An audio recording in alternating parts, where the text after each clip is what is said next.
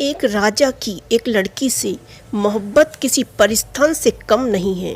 भूटान के राजा रानी की प्रेम कहानी। हर लव स्टोरी के पीछे कोई ना कोई कहानी ज़रूर होती है। अगर वो लव स्टोरी किसी देश के राजा रानी की हो तो कहानी खुद ही अहम हो जाती है। कुछ ऐसी ही मोहब्बत की दास्तान है भूटान नरेश और उनकी पत्नी की। दोनों की कहानी किसी परिस्थान की कहानी से कम नहीं है। भूटान नरेश और उनकी पत्नी की उम्र के बीच भले ही सालों का फासला है, पर दोनों के दिलों में एक दूसरे के लिए मोहब्बत बसती है।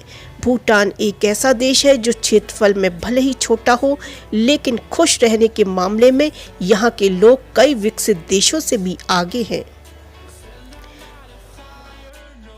प्रिंस चार्मिंग ऑफ हिमालय के नाम से प्रसिद्ध वांगचुक, जिसने सत्ता संभाली थी, पदभार संभालने के कुछ ही सालों में वो जनता के चहेते बन गए। भूटान की जनता उन्हें तरह तरह के नामों से पुकारती है। कुछ लोग उन्हें K5 कहते हैं तो कुछ के लिए वो प्रिंस चार्मिंग ऑफ हिमालय है। वांगचुक दुनिया में सबसे कम उम्र के में राजगद्दी संभालने वाले शख्स है।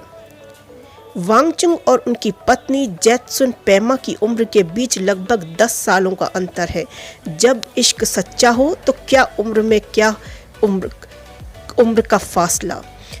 आपको शायद यकीन ना हो, लेकिन जिस वक्त वांगचुक 17 साल के थे तब पैमा 7 साल की थी और तभी दोनों एक दूसरे को दिल दे बैठे। दोनों की पहली मुलाकात थिम्फू में एक फैमिली पिकनिक के दौरान हुई थी। वांगचुक उस समय भूटान के राजा नहीं राजकुमार थे। उन्होंने पूरे शाही अंदाज में अपने दोनों घुटनों के बल झुककर पैमा को प्रपोज किया था और ये प्रपोजल प्यार के इजहार का नहीं था। ये प्रपोजल एक साथ जिंदगी बिताने का था के वादे का था। वांगचुक ने पैमा से कहा, जब तुम बड़ी हो जाओगी और तब तक अगर दोनों ही सिंगल रहे तो मैं तुम्हें अपनी पत्नी बनाना चाहूँगा। वांगचुक ने अपने प्यार को हर नियम से दूर रखा। पढ़ाई के दौरान भी वो सार्वजनिक रूप से अपने प्यार का इजहार करने में झिझकते नहीं थे।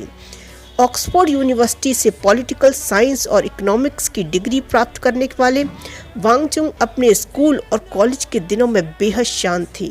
उन्हें देखकर कोई नहीं कह सकता कि वो भी रोमांटिक हो सकते हैं। पैमा की मोहब्बत के आगे उन्होंने भी घुटने टेक दिए। इसके बाद वांगचुक पढ़ाई के लिए ऑक्सफोर्ड चले गए। जब पैमा 15 साल की हुई तो उनके माता पिता ने भी उन्हें पढ़ाई के लिए लंदन भेज दिया और यही वो वक्त था जब उनका प्यार परवान चढ़ा। राजघराने के होने के नाते कई तरह तरह के नियम कानूनों को मानना पड़ता है। वांगचुक पढ़ाई पूरी होने के बाद दोनों ने देश लौटकर 2011 में शादी कर ली। पैमा अपने पति की तरह ही लोगों के बीच जाकर उनकी परेशानियां सुनती है और उनकी मदद करती है। किंग वांगचुक जब भी पत्नी के साथ होते हैं तो उनका हाथ थामे रहते हैं। दोनों का यूं हाथ थामे चलना अब भूटान में ट्रेंड बन चुका है। भूटान को उसके रंग बिरंगे टेक्सटाइल काम के लिए जाना जाता है। पैमा ने अपनी शादी के दिन जो ड्रेस और फुटवियर पहना था वो भी टेक्सटाइल म्यूजियम की धरोहर है।